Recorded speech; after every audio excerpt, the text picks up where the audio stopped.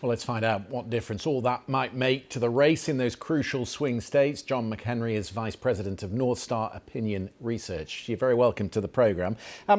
One senior Republican I watched today, Trey Gowdy, who is a close ally to Donald Trump, said that it was a land of missed opportunities for their candidate last night.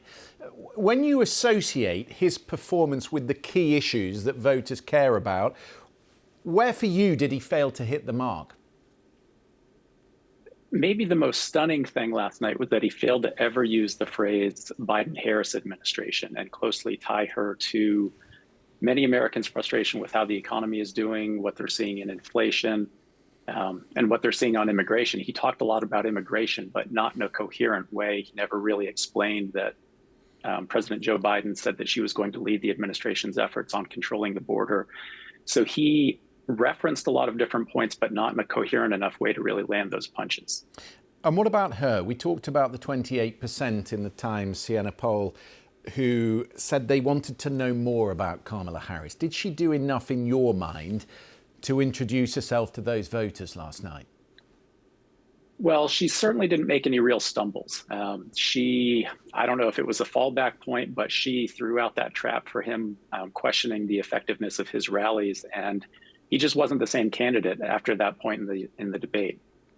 So she essentially let him take over, let him give all his talking points, and was able to sort of sit back and be calm and, not make any real fumbles over the course of the evening. So I think in that sense, she might not have revealed much about herself, but she allayed some concerns that she wasn't able to handle the pressure of a debate, certainly.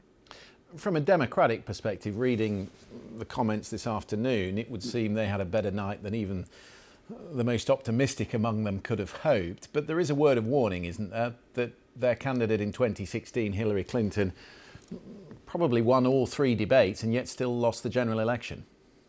Sure. And we'll really see the effect of this debate over the course of the next week. We won't have particularly good scientific polling until about a week from now on the effect of the debate. But if she doesn't hit 50% or higher nationally, that suggests some trouble for her, because Democrats typically need to be above that point to win the Electoral College.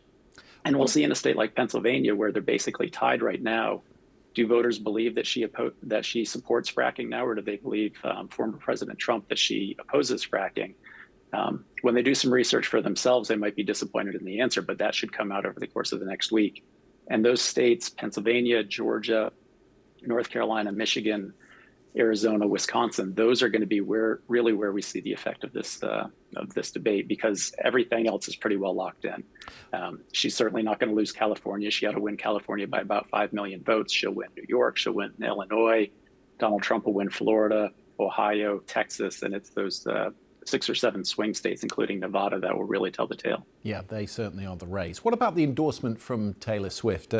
Around 250 million followers on Instagram, many of them young women. But I can't imagine many of them were unaware of her support for Kamala Harris before this endorsement. What difference do you think it might make? I honestly, I don't know that it affects a single vote. I do think that the Swifties are by and large going to be Harris voters anyways. And it seemed really strangely timed from the perspective of, if anything, the biggest pop superstar in the world announcing her endorsement on the day where Kamala Harris, by all accounts, won the debate, seemed to sort of step on the story, whereas they could have used that later in the week to sort of build a sense of momentum. Yeah, it's interesting, the timing. We'll maybe put that to our panel a little later. Just a final thought. A second debate, some thought that it might be on NBC, 25th of September, maybe something on Fox. Who would benefit more from a second debate, do you think? Well, any opportunity to give Kamala Harris a chance to slip up probably benefits Donald Trump. I can't imagine he does an NBC debate. He's going to say, well, they'll be just as biased against me as ABC was. And if nothing else, you can tell who won social media by who is complaining about the moderators. And when Republicans are complaining about the moderators, it's usually not a good night for their candidate. If it's on Fox News, if they both agree to that, it probably benefits Donald Trump just because it gives him a second shot at it. And it's an opportunity for Kamala Harris to enter word salad land, where maybe people go, oh, maybe she's not as sharp as I thought she was. If I was her, I think I'd stay away from the next debate. Interesting. John, good to talk to you. Thank you for coming on.